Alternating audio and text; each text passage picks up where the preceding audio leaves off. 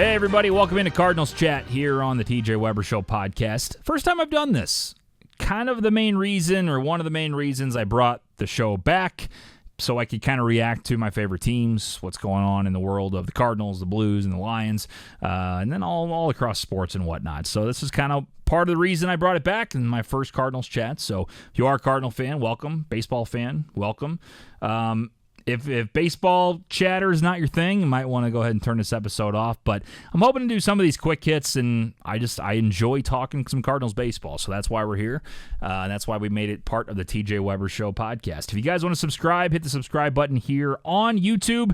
If you're listening on Apple Podcasts, do the same on there. You can find all the links for the TJ Weber Show podcast, Weber Bets, and from the 50-yard Sunday NFL show coming up this season, starting in early September. Obviously, we have some preseason shows going on in August as well. All online at webercontent.com. webercontent.com. Check it all out. And please subscribe to all the channels. Here on July 29, 2024, Cardinals get Erick Fedde from the Chicago White Sox along with Tommy Pham and Cash. Now, Tommy Pham, former Cardinal, coming on back, helping with some of that outfield depth.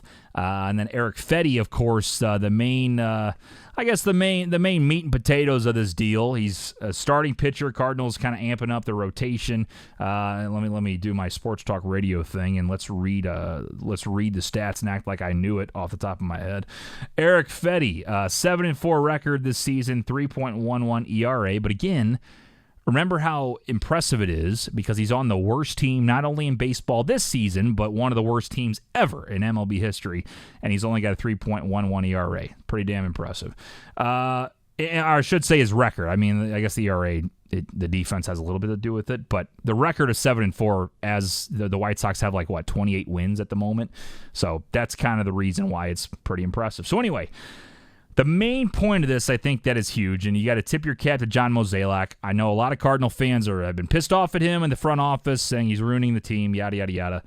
But this trade, he hit it out of the park. Erick Fedde, great numbers, need a starter. You give up Tommy Edman and a prospect named Oliver Gonzalez, never heard of him.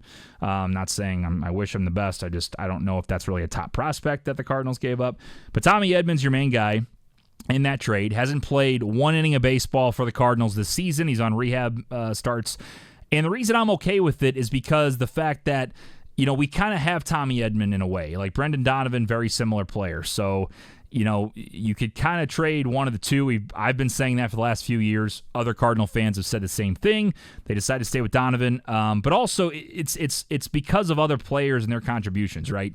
Mason Wynn, Cardinals finally get a shortstop, we believe, and looks like, and I hope, is our cornerstone shortstop for a long time.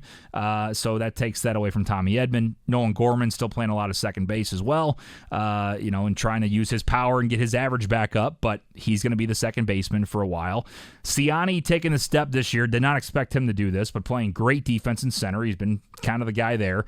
And then Burleson's offense. I mean, Burleson and the fact that he's hitting the shit out of the ball, you can't replace him. You got to play him a lot, too.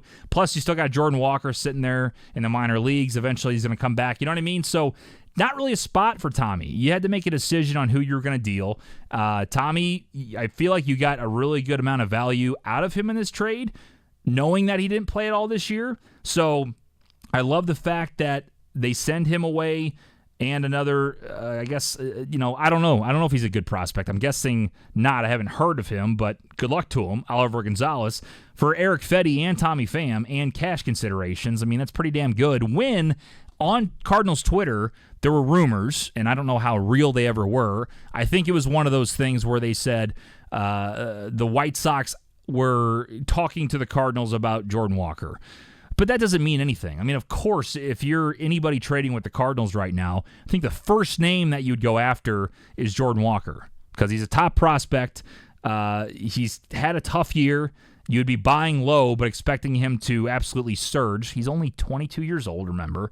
And people are probably wondering, are the Cardinals out on him, right? Because he's been in the minor leagues since, I think it's May, and just really hasn't had a great year even in the minor leagues. So I understand that teams would ask about him, but there's a difference of asking and the Cardinals actually talking a deal with Jordan Walker. We don't know what's going on behind the scenes. I'm sure there's been some chatter, But the fact that John Mozeliak kept Jordan Walker out of this trade, you still get Erick Fedde, and you send a guy in Tommy Edman who you don't really need at this point, and you get a decent starter to help out your rotation.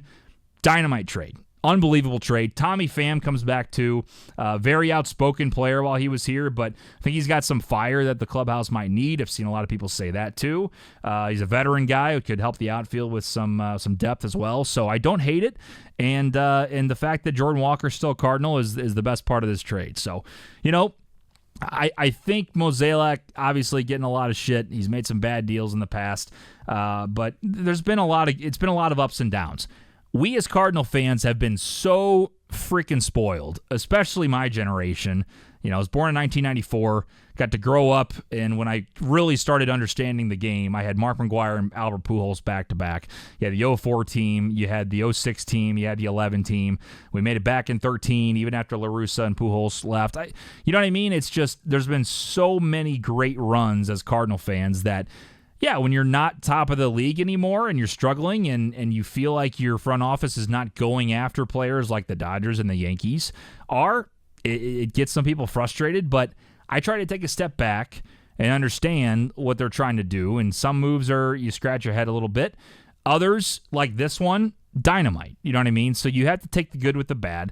Erick Fedde, I think, is going to help out. Are the Cardinals good enough to make a run in the playoffs? I don't think so. I mean, I love the Redbirds.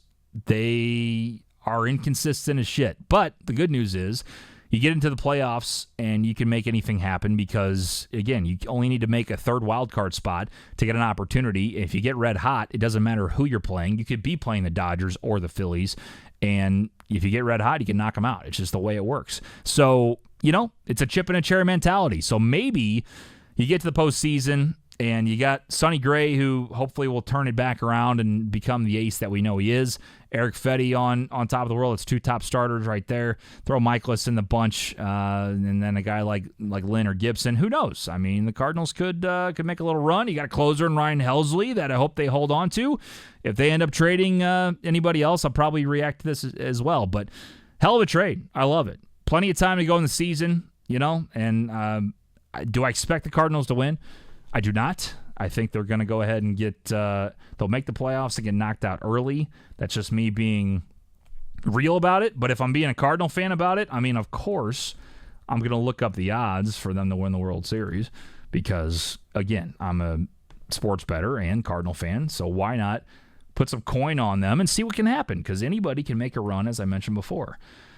All right, so let's see. Cardinals plus 6,000. So if you put $100 on the Redbirds right now to win the World Series, you would win $6,000. I mean, that's not bad, I mean, if you got 100 laying around, some people do. Good for you.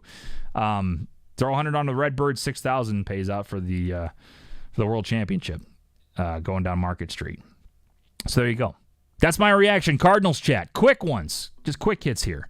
Erick Fedde, a Cardinal. Jordan Walker, still a Cardinal. It's a good day.